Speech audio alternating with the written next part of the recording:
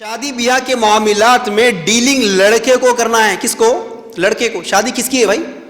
لڑکے کی ہے نا. زندگی انہیں گزارنے والا ہے, بیوی کو انہیں پالنے والا ہے, بیوی کو انہیں دیکھ لینے والا ہے. تو شادی سے پہلے ساری ذمہ داریاں, ساری بات چیت, جو بھی ڈیلز ہے, جو بھی رولز اینڈ ریگولیشنز ہے, جو بھی ٹرمز اینڈ کنڈیشنز ہے, سنانا کس کو ہے؟ لڑکے کو سنانا ہے. لڑکے کی ذمہ داری ہے کہ وہ یقین دلائے اپنے سسرے سے. لڑکے کی ذمہ داری ہے کہ وہ اس کے تعلق سے بھی آگاہ کرائے اپنے سسرے کو.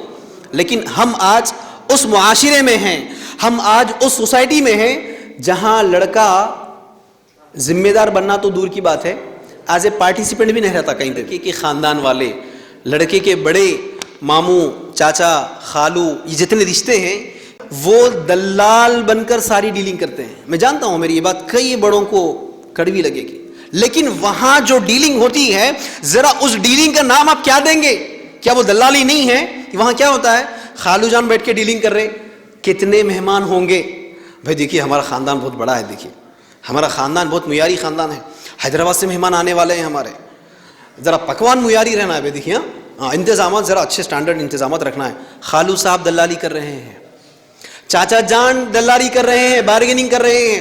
بھائی دیکھیے ہم کو تو کچھ بھی نہیں چاہیے, ہاں اللہ کا دیا بہت کچھ ہے ہمارے پاس, بہت کچھ ہے. وہ بڑے بچے کی بھی شادی کرے تھے ہم لوگ, صاحب بولے بھائی کچھ بھی نہیں چاہیے ہم کو.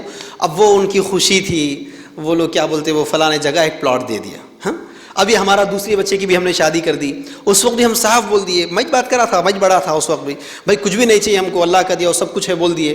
اب وہ ان کی خوشی تھی, وہ لوگ کچھ گاڑی دے دیے. نام بھی یاد نہیں, کیا نام ہے بیٹا گاڑی کا؟